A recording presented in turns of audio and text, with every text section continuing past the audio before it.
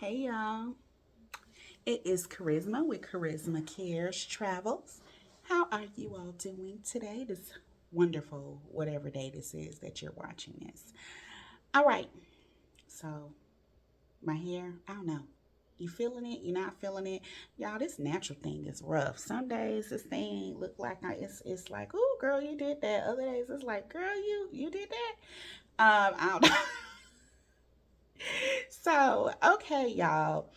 Today, I kind of want to talk about, dive into my world of being a special needs mom, being a homeschool mom, being a world school mom that is now stuck back in the United States. So, if you don't know who I am Charisma Cares Travels. I travel the world pretty much full time, maybe about 75–80% of the year, with my son who has special needs and a disability. We do this by investing in real estate, and I teach other women how to invest in real estate. If you're interested in coaching, courses, or classes, go to my website at charisma-cares.com where I talk about everything real estate, travel, special needs, disabilities, and more. Any of that stuff you want to know about that I can help you with, just go there. So, we're going to rewind a little bit. So, I was traveling the world. Last stop was Mexico City. Then I went to Playa del Carmen. Short story, got into an accident in a taxi.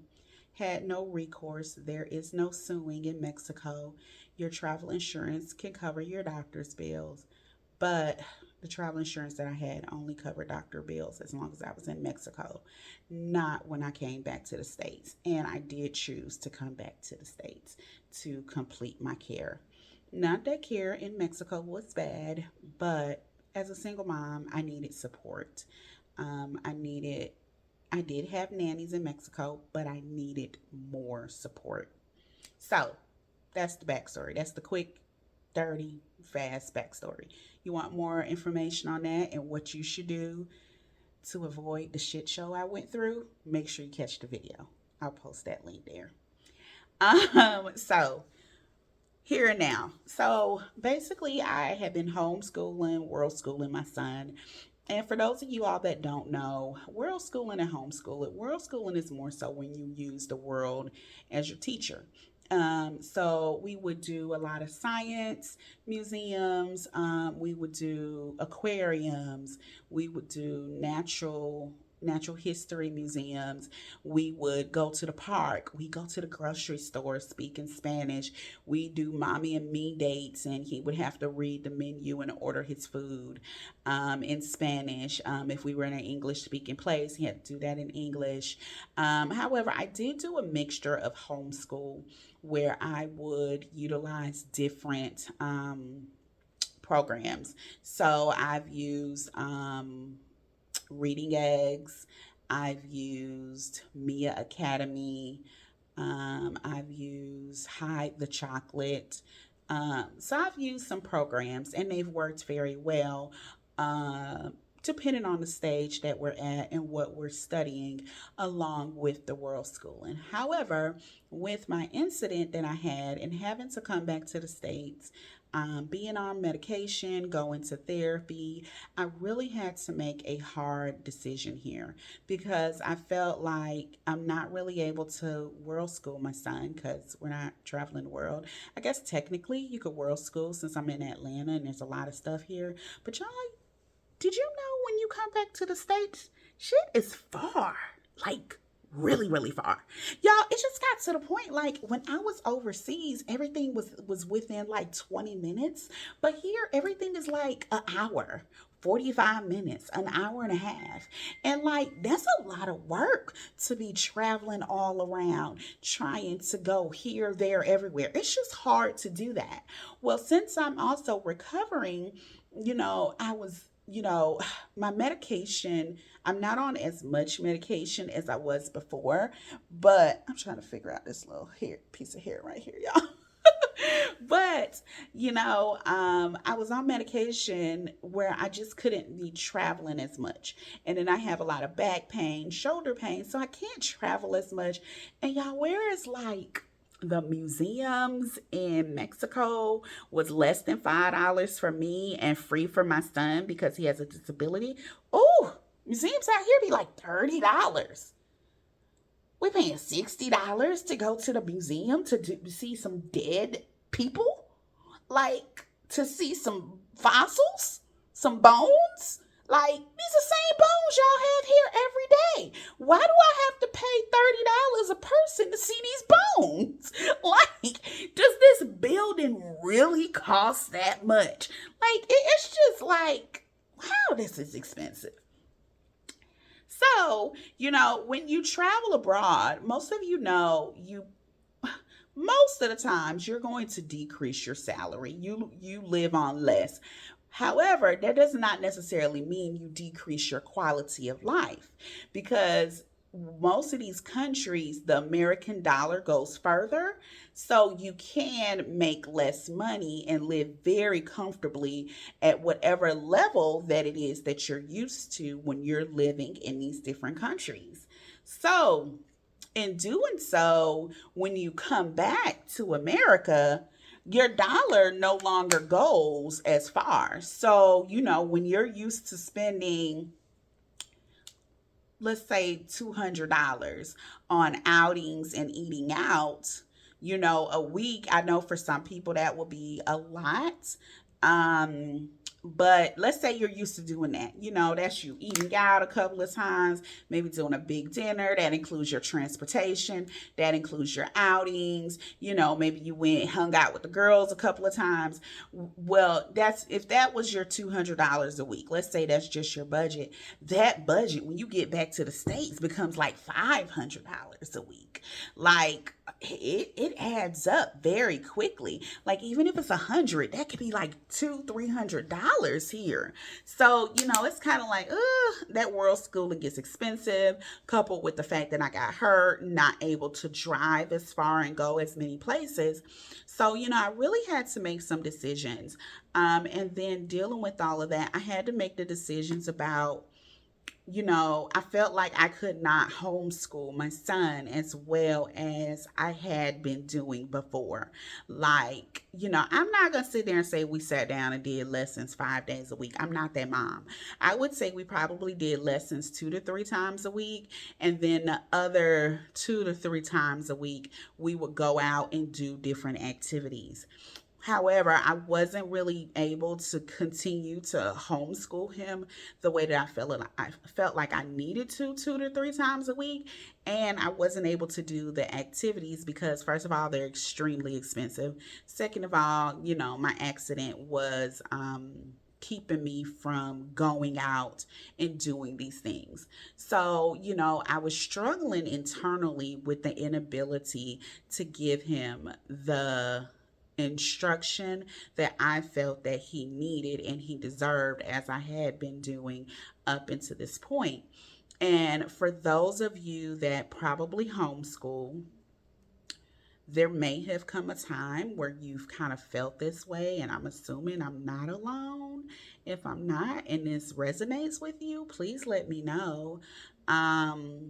But it was like I needed to make some choices, and it makes some choices. They were hard because, I mean, first of all, you come back to the United States and they have the school shooting. So there's a fear. Then you have to give your kid back to the school system. So that's a fear in itself. Do they have your child's best interest at heart? Then you think about, well, is he going to learn what I want him to learn? Is he going to be behind because of the way that I taught him? Is this curriculum conducive to what he's learning? So, it was one of those things where I'm like, do I put him back into the school system? Or do I look at like homeschooling co-ops and things of that nature? But, I'm not sure when you're watching this, but it's February. So we're kind of in the middle of everything. A lot of the co-ops have started. And the reason it's February is because I've been going back and forth with this in my mind, y'all, for like 2 months. It has taken me 2 months to try to finally make a decision. But I've looked at the homeschooling co-ops, and the thing with the homeschooling co-ops in the states versus overseas, I would say, is that I feel like overseas locals are more accepting of children with disabilities, whereas Americans are a little bit more standoffish. So I'm not saying everybody is that way because there are some people that are, open, but when we're overseas and I go to a school that's run by local people, they're like, come on, bring them, and I'm like, don't you want to know what's wrong with him? No, come on, he'll be fine, and everybody is family, everybody is one. Whereas, with Americans, it's like, well, what's wrong with them? And they don't ask you like that, but, they're kind of like, well, I don't know about this, or I'm not sure, or maybe, so when people are a little standoffish like that, it makes you not really want to put your child in that situation with them. So I looked at the co-ops, but it was just kind of like, it took so long to get a call back or get a response. And it was like, it was their hesitancy of whether he could participate in these things. And then it was my hesitancy of whether he could participate in these things and whether I wanted him to participate in these things if this is the way that they were going to approach it. So, that was a big deal for me. And I just felt like for him and having special needs, maybe it was just best to do the school system where he can be with other peers that also had some special needs. And, my son was really getting lonely. When we're gone, we're out and about, we're walking, we're moving, we're meeting new people. He was making friends and all this. And when you get back to the States, like I said, I'm in Metro Atlanta, and there's not a lot of walkability here. Yeah, we'll give you some sidewalks, but ain't nobody out there. I didn't know what that was. Ain't nobody doing nothing, and they're not going anywhere. There's nobody at the playground. Like literally, we found that the playground in our subdivision is gone. Nobody even noticed the playground was gone. There's no playground there. So, but the thing is, the kids here don't go outside. Y'all go into one of these Latin communities and go to the playground at 10:30 on a weekday night and think you ain't gonna see no kids. Yes, it's gonna be kids all up and down that swing and that slide. So there was really no, when you're overseas, there's no lack of kids. Like in the morning, we're doing our work, so we're not out. Kids get out of school a little earlier, so by the time we go out, they out too. You go to that park enough time, you make friends. You make friends with the moms. He makes friends with the kids. And, it just is what it is. But here, that's not the case. It's so much harder to make friends. The kids are inside. They're on their games. They're watching TV. They're really not coming out. Even on the weekends, they're barely out. So, I had put him in basketball, and that was doing good. But I still had to make that hard decision on what to do from the perspective of being a homeschool world school mom that's now going to be in the States for, a few months now. So once I took inventory of everything and I went back and forth with the school system for 2 weeks, I have made the hard decision of putting him back in school with the reassurance that Charisma, you can still take him out at any time. But I think it's important that he's able to get the instruction that he needs. And not only that, also be around some other kids and cultivate those friendships and things of that nature, especially if we're going to be here for a little while. So, what that does is solidifies that I'm going to be here through the end of the school year because I'm really one of those people I like to see things through. So, I wouldn't put him in and take him out before the school year is up. I would definitely let him go through the school year. So, but the thing that scares me is like, what if he really gets used to school and he doesn't want to travel anymore? Like, do I now have to be stuck here in the States? Oh my God, y'all already know. If you have watched me before, oh, coming back to the States is so hard. It's like a whole reverse culture shock. And I've actually done a video on reverse culture shock. Like, it hits you hard. We were going to come out to the state. We were coming back. We were already coming back for the holidays.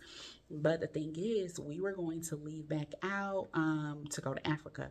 Once we went to Mexico, I told them we could come back out to Mexico in January um, and do that instead. So that was actually what we were going to do. So it was really hard on him to find out that because I was hurt, we were not leaving back out to go to Mexico in January. So, and it's now January 31st. So I think this will help him a little bit.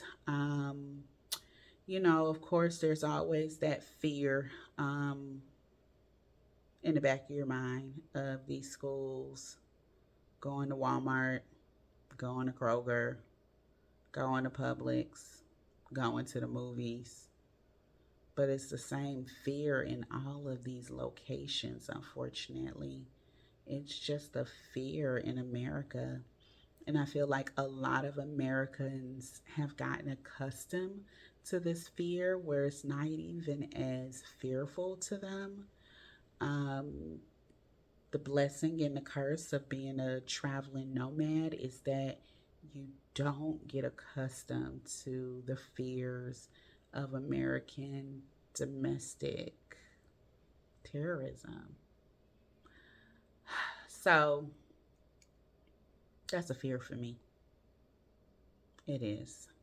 I'd be lying if I said it isn't. But if I'm here, I guess it's a fear that I have to face as we get better, as I get better, and do what I need to do to move us on to the next step, which I have no idea what the next step is. So I really want to still go to Africa and do a year tour. But I wonder if at this point my son needs to be planted and have some roots. And it's looking like that may be Mexico for us. I would have never thought that would have been Mexico for us, but it is. It is looking like that may be Mexico for us. But for now, we stay here. We try out the school system. We hope everything goes well and mom doesn't have to show out. Um, we are really hoping this all turns out pretty positive. That is all we can hope. So, if you got to the end of this video, make sure you like and subscribe and tell me about your homeschool and world schooling adventures. Hell, even if you're not even in a boat where you're putting your kids back in school, tell me about how yours is going and how I can transition back out of school because y'all know I started homeschooling and world schooling during COVID. So I never actually had to transition him back out of the school. And when you transition him back into school and your child has special needs, you undergo IEP meetings and testing and all of these different things. And I don't know that I'm mentally ready for this, but since he starts school tomorrow, I guess I got to get ready, right? No better time than the present. Yeah. Go ahead and feel free to leave me comments and wish me luck and positive vibes and tell me how do I transition my kid back out so we can start traveling again this summer. Yeah. All right, y'all. Ciao.